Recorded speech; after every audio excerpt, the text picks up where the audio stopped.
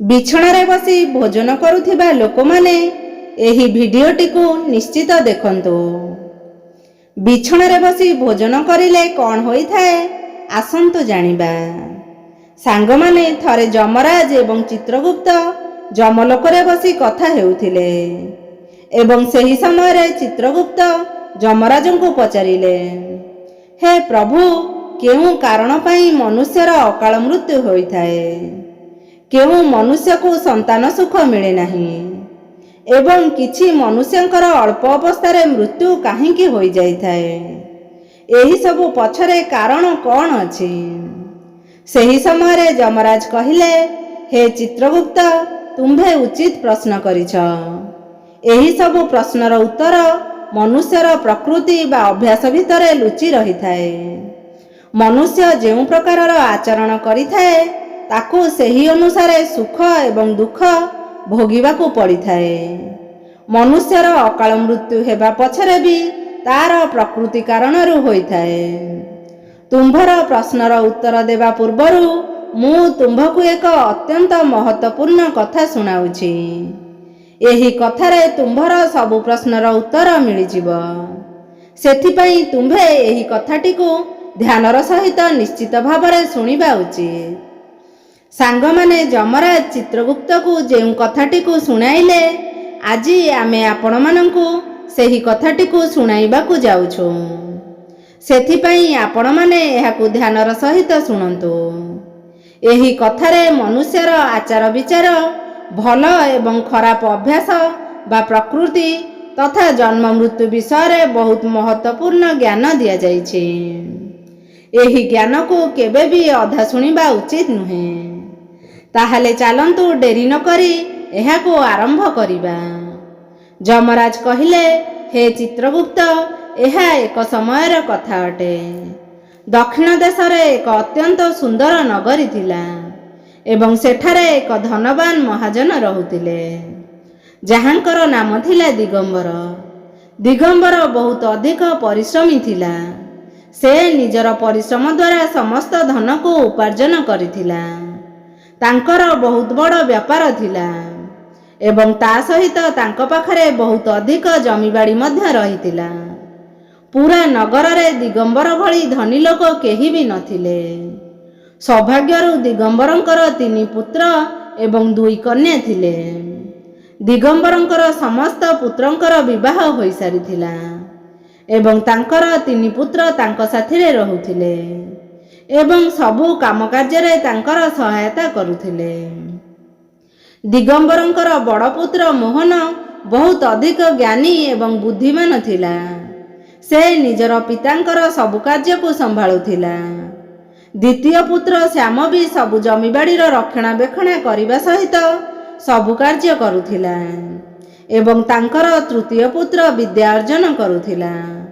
ଦିଗମ୍ବରଙ୍କର 2 ପୁଅଙ୍କର ବିବାହ ହୋଇସାରିଥିଲା ଏବଂ ସାନ ପୁଅର ପାଠପଢ଼ା ସରିବା ପରେ ତାର ବି ବିବାହ କରାଇଦେଲେ ଏବଂ ତାକୁ ବି ନିଜର ବ୍ୟାପାର କାମରେ ଲଗାଇଦେଲେ। ଭଗବାନଙ୍କ କୃପାରୁ ସବୁକିଛି ଠିକ୍ ଚାଲୁଥିଲା। କିଛି ବର୍ଷ ବିତିଗଲା ପରେ ଦିଗମ୍ବରଙ୍କର ପୁଅମାନେ ତାଙ୍କର ବ୍ୟାପାରକୁ ଆହୁରି ଆଗକୁ ବଢ଼ାଇଦେଲେ ଏବଂ ଯେତେବେଳେ ଦିଗମ୍ବରଙ୍କର ମୃତ୍ୟୁ ସମୟ ନିକଟ ହୋଇ ଆସିଲା, ସେ ନିଜର ସମସ୍ତ ସମ୍ପତ୍ତିକୁ ବାଣ୍ଟି ଦେବା ପାଇଁ ଚିନ୍ତା କରିଲେ। ସେ ନିଜର 3 ପୁଅଙ୍କ ଭିତରେ ସମାନ ସମାନ ଭାଗ କରି ନିଜର ସମସ୍ତ ସମ୍ପତ୍ତିକୁ ବାଣ୍ଟି ଦେଲେ ଏବଂ ବହୁତ ପ୍ରସନ୍ନତାର ସହିତ ସେ ମୃତ୍ୟୁକୁ ସ୍ୱୀକାର କରିନେଲେ। ଦିଗମ୍ବରଙ୍କର ମୃତ୍ୟୁ ପରେ ତାଙ୍କର 3 ପୁତ୍ର ନିଜ ନିଜର ମିଳିଥିବା ସମ୍ପତ୍ତିକୁ ସମ୍ଭାଳିବାକୁ ଲାଗିଲେ। ଏହିଭଳି ଭାବରେ ସମୟ ବିତିବାକୁ ଲାଗିଲା ଏବଂ ଦିଗମ୍ବରଙ୍କର ପୁଅମାନେ ନିଜ ନିଜ ଘରେ ପ୍ରତିବର୍ଷ ତାଙ୍କର ପିତାଙ୍କର ଶ୍ରାଦ୍ଧ କରୁଥିଲେ ଏବଂ ନଦୀରେ ଯାଇ ତର୍ପଣ ବି କରୁଥିଲେ, ଯାହାଦ୍ୱାରା ଦିଗମ୍ବରଙ୍କର ଆତ୍ମାକୁ ଶାନ୍ତି ମିଳିପାରିବ। ଦିଗମ୍ବରଙ୍କର ବଡ଼ ପୁତ୍ରକୁ ଅତ୍ୟନ୍ତ 3 ସୁନ୍ଦର ପୁତ୍ର ପ୍ରାପ୍ତି ହେଲା ଏବଂ ଦ୍ୱିତୀୟ ପୁତ୍ରକୁ 2 ପୁତ୍ର ଆଉ 1 କନ୍ୟା ପ୍ରାପ୍ତି ହେଲା, କିନ୍ତୁ ସବୁଠୁ ସାନ ପୁତ୍ରର କୌଣସି ସନ୍ତାନ ହେଲା ନାହିଁ। ସେ ବହୁତ ଉପାୟ କରିଲା କିନ୍ତୁ ତାକୁ କେବେ ବି ସନ୍ତାନ ସୁଖ ମିଳିଲା ନାହିଁ। ଯେଉଁଥିପାଇଁ ସେ ସର୍ବଦା ଦୁଃଖୀ ଏବଂ ନିରାଶ ରହିବାକୁ ଲାଗିଲା। କିଛି ବର୍ଷ ବିତିଗଲା ପରେ ଦିଗମ୍ବରଙ୍କର ସାନ ପୁତ୍ରର ଶରୀର ଅଚାନକ ଅସୁସ୍ଥ ହୋଇଗଲା ଏବଂ ସେ ନିଜର ରୋଗକୁ ଭଲ କରିବା ପାଇଁ ନିଜର ସବୁ ପୁଞ୍ଜି ଖର୍ଚ୍ଚ କରିଦେଲା। ସେ ନିଜର ରୋଗ ଭଲ କରିବା ପାଇଁ ଦୂର ଦୂରରୁ ବୈଦ୍ୟକୁ ଡାକିଥିଲା। ଅସୁସ୍ଥତା କାରଣରୁ ସେ ନିଜର କାମକାର୍ଯ୍ୟରେ ଧ୍ୟାନ ଦେଇ ପାରୁନଥିଲା। ସେଥିପାଇଁ ତାର ପରିସ୍ଥିତି ଆହୁରି ଅଧିକ ଖରାପ ହେବାକୁ ଲାଗିଲା। ସେ ଅନେକ ଥର ନିଜର ଭାଇମାନଙ୍କ ଠାରୁ ସାହାଯ୍ୟ ମାଗି ତାଙ୍କ ପାଖରୁ ଧାର ବା ଉଧାର ଆଣି ନିଜର ପରିବାରର ଗୁଜୁରାଣ ମେଣ୍ଟାଉଥିଲା। କିଛି ବୈଦ୍ୟଙ୍କୁ ଦେଖାଇବା ପରେ ତାର ରୋଗ ଠିକ୍ ହେଲା ନାହିଁ ଏବଂ ସେହି କାରଣ ପାଇଁ ସେ ବହୁତ ଦୁଃଖୀ ରହିବାକୁ ଲାଗିଲା। ତାର ଭାଇମାନେ ତାକୁ ସାହାଯ୍ୟ କରି କରି ଥକିଗଲେ ଏବଂ ସେମାନେ ବି ତାକୁ ସାହାଯ୍ୟ କରିବା ବନ୍ଦ କରିଦେଲେ, କାହିଁକି ନା ସେ ନିଜର ବଡ଼ ଭାଇମାନଙ୍କ ସହିତ ଠିକ୍ରେ ବ୍ୟବହାର କରୁନଥିଲା ଏବଂ ତାଙ୍କର ଉନ୍ନତି ଦେଖି ଈର୍ଷାପରାୟଣ ହୋଇ ତାଙ୍କ ଉପରେ ରାଗ ରଖୁଥିଲା, ଆଉ ଯେଉଁଥିପାଇଁ ସେ ଆହୁରି ଅଧିକ ଦୁଃଖୀ ରହିବାକୁ ଲାଗିଲା। ଗୋଟେ ଥର ଅଚାନକ ତାର ମୃତ୍ୟୁ ହୋଇଗଲା ଏବଂ ଯମଦୂତମାନେ ତାକୁ ନେବା ପାଇଁ ତା ପାଖରେ ଆସି ପହଞ୍ଚିଲେ। ଯମଦୂତ ତାକୁ ଘୋଷାଡ଼ି ଘୋଷାଡ଼ି ଯମଲୋକକୁ ନେଇଗଲେ। ସେ ଯମଲୋକରେ ପହଞ୍ଚିବା ପରେ ତାକୁ ନେଇ ଯମରାଜଙ୍କ ସାମ୍ନାରେ ଛିଡ଼ା କରିଦେଲେ।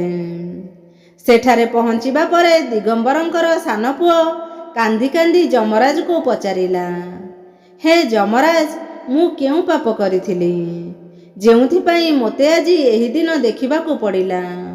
ମୁଁ ତ ବହୁତ ଭଲ ଲୋକ ଥିଲି, କିନ୍ତୁ କେଉଁ କାରଣ ପାଇଁ ମୋତେ ଅଚାନକ ରୋଗ ଗ୍ରାସିତ କରିଦେଲା? କେଉଁ କାରଣ ପାଇଁ ମୋର ସବୁ କିଛି ନଷ୍ଟ ହୋଇଗଲା? ଏମିତି ମୁଁ କେଉଁ ପାପ କରିଥିଲି? ତାପରେ ଯମରାଜ କହିଲେ, ଆରେ ମୂର୍ଖ, ତୁ ତ ଜୀବନରେ ବହୁତ ପାପ କରିଛୁ। ତୋର ଖରାପ ଅଭ୍ୟାସ ବା ପ୍ରକୃତିର କାରଣ ପାଇଁ ତୋତେ ଆଜି ଏହି ଦିନ ଦେଖିବାକୁ ପଡ଼ୁଛି। ତୋର ଅକାଳ ମୃତ୍ୟୁର କାରଣ ବି ତୁ ନିଜେ ଅଟୁ। ଏବେ ମୁଁ ତୋତେ କହୁଛି କି ତୁ ଶାସ୍ତ୍ରର କେଉଁ ନିୟମର ଉଲ୍ଲଂଘନ କରିଛୁ, ଯେଉଁ କାରଣ ପାଇଁ ତୋର ଏହି ଦୁର୍ଦ୍ଦଶା ହେଇଛି। ଯେଉଁ ବି ମନୁଷ୍ୟ ଶାସ୍ତ୍ରର ଉଲ୍ଲଂଘନ କରିଥାଏ ତାର ବି ଦଶା ତୋ ଭଳି ହୋଇଥାଏ। ଯମରାଜ ଦିଗମ୍ବରଙ୍କର ସାନ ପୁଅକୁ କହିଲେ କି ମନୁଷ୍ୟ ସର୍ବଦା ନିଜର 5 ଅଙ୍ଗକୁ ପରିଷ୍କାର କରି ଭୋଜନ କରିବା ଉଚିତ, ତଥା 2 ଗୋଡ଼, 2 ହାତ ଏବଂ ନିଜର ମୁଖକୁ ଜଳ ଦ୍ୱାରା ଭଲ ଭାବରେ ସ୍ୱଚ୍ଛ କରିକି ଭୋଜନ କରିବା ଉଚିତ ହୋଇଥାଏ। ଏମିତି କରିବା ଦ୍ୱାରା ମନୁଷ୍ୟର ଶରୀରରୁ ରୋଗ ଦୂର ହୋଇଥାଏ ଏବଂ ବ୍ୟକ୍ତି ଦୀର୍ଘାୟୁ ବନିଯାଏ। କିନ୍ତୁ ତୁ ବିନା ସ୍ନାନରେ ଭୋଜନ କରିଲୁ। ପୁଣି ଯମରାଜ କହିଲେ କି ଭୋଜନ ଆରମ୍ଭ କରିବା ପୂର୍ବରୁ ସେହି ଭୋଜନ ପାଇଁ ଭଗବାନଙ୍କୁ ଧନ୍ୟବାଦ ଦେବା ଉଚିତ ଏବଂ ସଂସାରରେ ସମସ୍ତ ପ୍ରାଣୀଙ୍କୁ ଭୋଜନ ପ୍ରଦାନ କରିବା ପାଇଁ ପ୍ରାର୍ଥନା କରିବା ଉଚିତ। ଏହିଭଳି ଭାବରେ ଅନ୍ୟ ଦେବତାଙ୍କୁ ପ୍ରଣାମ କରି ଭୋଜନ କରିବା ଦ୍ୱାରା ମନୁଷ୍ୟକୁ କୌଣସି ପାପ ଲାଗିନଥାଏ। କିନ୍ତୁ ତୁ ଏମିତି କୌଣସି କାର୍ଯ୍ୟ କରିନଥିଲୁ। ତୁ କେବେ ବି ଈଶ୍ୱରଙ୍କୁ ଧନ୍ୟବାଦ ଦେଇନାହୁଁ। ତୁ କେବେ କୌଣସି ପ୍ରାଣୀକୁ ଭୋଜନ ଦେଇନାହୁଁ। କେବେ ବି ଦ୍ୱାରକୁ ଆସିଥିବା ଭିକାରୀକୁ ଅନ୍ନ ଦେଇନାହୁଁ। ଏହି ସବୁ କାରଣରୁ ତୋର ଏହି ଦୁର୍ଗତି ହୋଇଛି। ପୁଣି ଯମରାଜ କହିଲେ କି ଭୂମି ଉପରେ ବସି ଭୋଜନ କରିବା ହିଁ ସର୍ବଶ୍ରେଷ୍ଠ ହୋଇଥାଏ। ବିଛଣା ଉପରେ ବସି ଭୋଜନ କରିବା ଦ୍ୱାରା ମନୁଷ୍ୟର ଶରୀରରେ ରୋଗ ଉତ୍ପନ୍ନ ହୋଇଥାଏ ଏବଂ ତାର ଆୟୁ କମି ଯାଇଥାଏ। ତୁ ବଡ଼ ଆରାମରେ ବିଛଣା ଉପରେ ବସି ଭୋଜନ କରିଥିଲୁ ଏବଂ ସେହି କାରଣରୁ ତୋର ଶରୀରରେ ରୋଗ ନିର୍ମାଣ ହେଲା। ଶାସ୍ତ୍ରରେ କୁହାଯାଇଛି କି ଘର ଦ୍ୱାର ମୁହଁରେ ବସି ଭୋଜନ କରିବା ଉଚିତ ନୁହେଁ, କିନ୍ତୁ ତୁ ଏହି ନିୟମକୁ ବି ପାଳନ କରିଲୁ ନାହିଁ, ଯାହାଦ୍ୱାରା ତୋର ସବୁ ଧନ ସମ୍ପତ୍ତି ନଷ୍ଟ ହୋଇଗଲା। ଘରର ଦ୍ୱାର ମୁହଁରେ ବସି ଭୋଜନ କରିବା ଦ୍ୱାରା ଧନ ନାଶ ହୋଇଥାଏ। ପୁଣି ଯମରାଜ କହିଲେ 3 ପ୍ରକାରର ଭୋଜନ ମନୁଷ୍ୟକୁ କରିବା ଉଚିତ ନୁହେଁ, ତଥା ଯେଉଁ ଭୋଜନ ଉପରେ କେହି ପାଦ ରଖି ଚାଲିଯାଏ କିମ୍ବା କୌଣସି ବ୍ୟକ୍ତି ଭୋଜନକୁ ଡେଇଁ ଚାଲିଯାଏ, ଏମିତି ଭୋଜନକୁ କେବେ ବି ଖାଇବା ଉଚିତ ନୁହେଁ। ଏହି ଭୋଜନ ଅଶୁଦ୍ଧ ହୋଇଯାଇଥାଏ। ଏହିଭଳି ଭୋଜନକୁ ପଶୁଙ୍କୁ ଖୁଆଇ ଦେବା ଉଚିତ। ଏହି ଭୋଜନକୁ ଖାଇବା ଦ୍ୱାରା ମନୁଷ୍ୟର ଆୟୁ କମ୍ ହୋଇଯାଇଥାଏ ଏବଂ ତାର ଶରୀରରେ ଭିନ୍ନ ଭିନ୍ନ ପ୍ରକାରର ରୋଗ ଉତ୍ପନ୍ନ ହୋଇଥାଏ। ଯଦି ଭୋଜନରେ କେଶ ବାହାରିଥାଏ ତାହେଲେ ଏହି ଭୋଜନକୁ ତ୍ୟାଗ କରିଦେବା ଉଚିତ। ଯଦି ଅନ୍ନରେ କେଶ ବାହାରିଥାଏ ତାକୁ କେବେ ବି ଈଶ୍ୱରଙ୍କୁ ପ୍ରସାଦ ରୂପରେ ଚଢ଼ାଇବା ଉଚିତ ନୁହେଁ ଏବଂ ନିଜେ ବି ଖାଇବା ଉଚିତ ନୁହେଁ। ଏହି ଭୋଜନ ପ୍ରେତକୁ ପ୍ରାପ୍ତ ହୋଇଯାଇଥାଏ। ଯମରାଜ ତାକୁ କହିଲେ, ଅନ୍ୟ ପାଇଁ ବଢ଼ାଯାଇଥିବା ଖାଦ୍ୟକୁ ଭୋଜନ କରିବା ଉଚିତ ନୁହେଁ।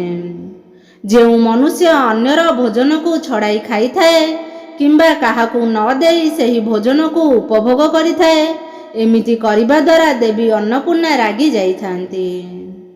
କିନ୍ତୁ ତୁମ୍ଭେ ଏହା ଭିତରୁ କୌଣସି ନିୟମର ପାଳନ କରିନାହଁ ଏବଂ ଏହି କାରଣରୁ ତୁମ୍ଭର ଆୟୁ କମ୍ ହୋଇଗଲା।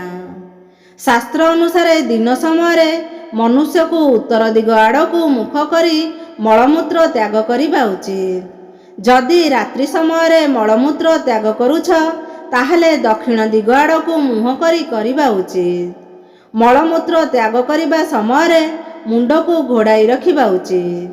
କୌଣସି ଗଛ ତଳେ, କୂଅ ପାଖରେ, ନଦୀ କୂଳରେ, ଗୋଶାଳା ପାଖରେ, ଦେବ ମନ୍ଦିର, ଅଗ୍ନି ପାଖରେ କିମ୍ବା ଶ୍ମଶାନ ଭୂମି ପାଖରେ କେବେ ବି ମଳମୂତ୍ର ତ୍ୟାଗ କରିବା ଉଚିତ ନୁହେଁ।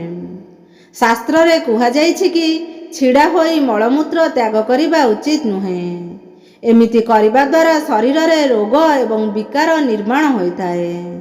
ଏହା ସହିତ ନିବସ୍ତ୍ର ହୋଇ ମଳମୂତ୍ର ତ୍ୟାଗ କରିବା ଉଚିତ ନୁହେଁ। ଚାଲି ଚାଲି କେବେ ବି ପରିସ୍ରା କରିବା ଉଚିତ ନୁହେଁ। ଏହାଦ୍ୱାରା ଦୁର୍ଭାଗ୍ୟ ଆସିଥାଏ। ଜୋତା ପିନ୍ଧି ଛତା ଲଗାଇ ମଳମୂତ୍ର ତ୍ୟାଗ କରିବା ଅନୁଚିତ କୁହାଯାଇଛି।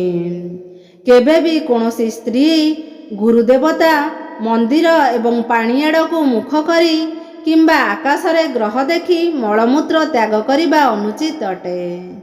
ରାତ୍ରିରେ ଚନ୍ଦ୍ରମା ଏବଂ ଅଗ୍ନିକୁ ଦେଖି ମଳମୂତ୍ର ତ୍ୟାଗ କରିବା ଉଚିତ ନୁହେଁ।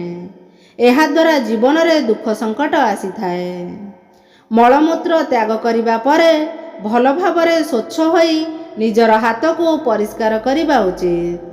ଯମରାଜ କହିଲେ, ନିବସ୍ତ୍ର ହୋଇ ସ୍ନାନ କରିବା ଦ୍ୱାରା ନିଜର ପିତୃପୁରୁଷ ଅସନ୍ତୁଷ୍ଟ ହୋଇଯାଆନ୍ତି, ଯାହାଦ୍ୱାରା ମନୁଷ୍ୟର ସବୁକିଛି ହରାଇ ବସିଥାଏ। କିନ୍ତୁ ତୁମ୍ଭେ ସର୍ବଦା ନିବସ୍ତ୍ର ହୋଇ ସ୍ନାନ କରିଛ, ଯେଉଁଥିପାଇଁ ତୁମ୍ଭର ପିତୃ ତୁମ୍ଭ ଉପରେ ଅସନ୍ତୁଷ୍ଟ ହୋଇଯାଇଥିଲେ। ସେଥିପାଇଁ ତୁମ୍ଭେ ଆଜି ଏହିସବୁ କଷ୍ଟ ପାଉଛ। ଏହିଭଳି ଭାବରେ ଯମରାଜ ଦିଗମ୍ବରଙ୍କର ସାନ ପୁତ୍ରକୁ ବହୁତ ସାରା ଜ୍ଞାନ ପ୍ରଦାନ କଲେ ଏବଂ ଯମଦୂତଙ୍କୁ କହି ତାକୁ ନର୍କକୁ ନେଇଯିବା ପାଇଁ ଆଜ୍ଞା ଦେଇଦେଲେ। ସାଙ୍ଗମାନେ, ଏହିଭଳି ଭାବରେ ଶାସ୍ତ୍ରର ନିୟମର କେବେ ବି ଉଲ୍ଲଂଘନ କରିବା ଉଚିତ ନୁହେଁ। ଯମରାଜ ଚିତ୍ରଗୁପ୍ତଙ୍କୁ ଯେଉଁ ଜ୍ଞାନ ଦେଲେ ଏହା ଅତ୍ୟନ୍ତ ମହତ୍ତ୍ୱପୂର୍ଣ୍ଣ ଅଟେ। ମୁଁ ଆଶା କରୁଛି କି ଏହି କଥାଟି ଆପଣମାନଙ୍କୁ ନିଶ୍ଚିତ ଭଲ ଲାଗିଥିବ। ଯଦି ଏହି ଚ୍ୟାନେଲ ନନ୍ଦୁ ଟିଭି ଓଡ଼ିଆକୁ ନୂଆ ଦେଖୁଛନ୍ତି ତାହେଲେ ଦୟାକରି ଚ୍ୟାନେଲକୁ ସବସ୍କ୍ରାଇବ୍ କରିବାକୁ ଭୁଲନ୍ତୁ ନାହିଁ। ତା ସହିତ ଭିଡ଼ିଓଟିକୁ ଲାଇକ୍ ଏବଂ ସେୟାର ନିଶ୍ଚିତ କରନ୍ତୁ ଏବଂ ପାଖରେ ଥିବା ବେଲ୍ ଆଇକନ୍ଟିକୁ ଦବାଇ ଦିଅନ୍ତୁ, ଯାହାଦ୍ୱାରା ଏହିଭଳି ନୂତନ ଭିଡ଼ିଓ ଆସିଲେ ଆପଣଙ୍କ ପାଖରେ ସର୍ବପ୍ରଥମେ ପହଞ୍ଚି ପାରିବ। ଏବଂ କମେଣ୍ଟ ବକ୍ସରେ ଜୟ ଜଗନ୍ନାଥ ନିଶ୍ଚିତ ଲେଖନ୍ତୁ। ଧନ୍ୟବାଦ।